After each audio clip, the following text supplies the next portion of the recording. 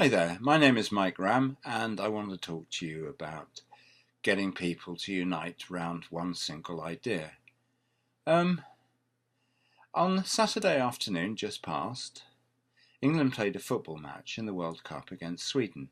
It was a blisteringly hot day. The competition from any number of other events was massive. There was Wimbledon going on, various cricket games, no doubt athletics tournaments, political meetings, and the like, and just the lure of the sun and spending beach time outside. But in spite of all those pieces of competition, the football match attracted an audience of in excess of 20 million on a Saturday afternoon. There's very few other things that can unify enough people to a single cause quite as much as a Football World Cup quarter-final, because for the simple reason that England don't often reach that stage in a world competition. And you can bet your bottom dollar that when it comes to playing the semi-final on Wednesday, there will be as many, if not more, people gathered round their television sets, come hell or high water. And so the numbers will go up the further England progress. And this is a one single thing that will pull people together. Now, in marketing, you have to come up with the same sort of idea. I'm not saying that you're ever going to get 20 million people around one product or idea that you might market, but you're going for the same sort of cohesion and single-mindedness of purpose as people had that afternoon watching the football.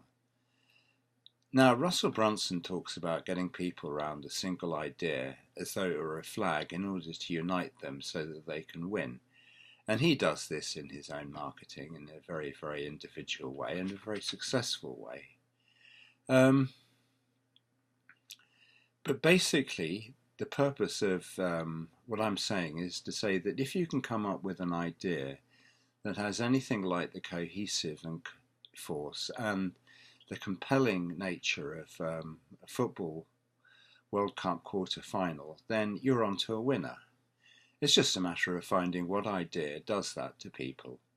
And I can think of a few, like the idea of having a product that genuinely does get you your perfect partner, if you're looking for one, or a product that will create for you sufficient wealth to give you an amazing lifestyle, because you can bet your bottom dollar that whatever people might say, the idea of having more money, accumulating a vast amount of wealth, or having an amazing partner, or dealing with a long-term health problem or a weight problem or getting confidence are sufficient ideas to get people to actually look twice, look three times, and maybe, just maybe, feel that this is the product that will help them attain those things, which is why most products in one of those 3 or 4 niches. But you have to be able to deliver on not only the quality of the product, which has to be very high, and it has to actually do what it says on the tin, no messing, but also to be able to market it as such. Now, an England quarter-final in the World Cup actually doesn't really have to have much marketing around it. It sells itself. It's as easy a product as you could ever sell. Whereas other events and ideas may divide a country, football doesn't, at least not if we're playing nationally.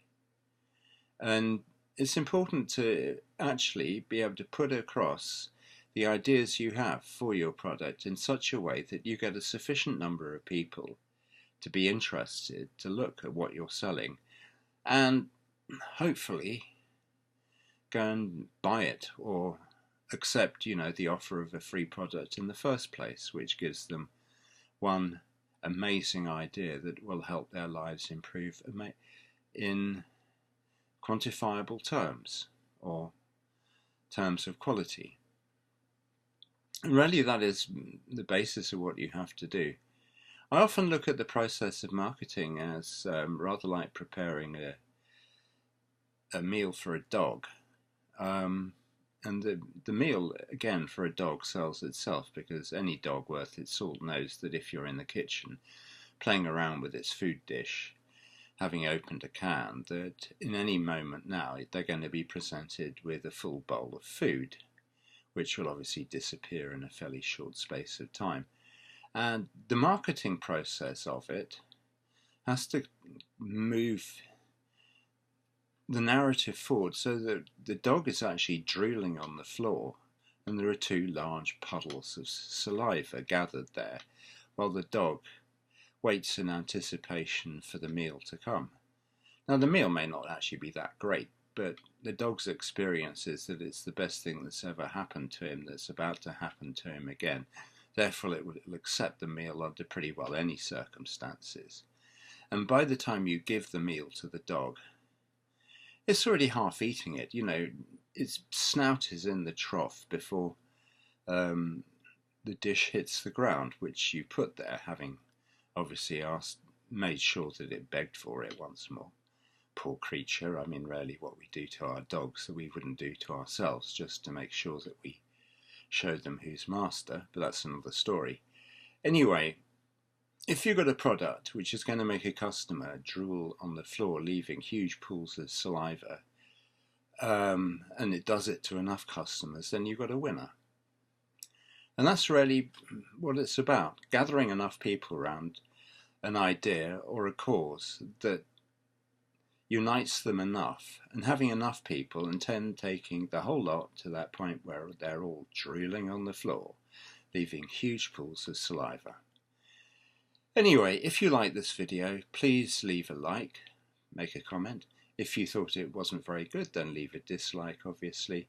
Subscribe to my channel, and if you want a free product about getting targeted traffic, then please hit the link below.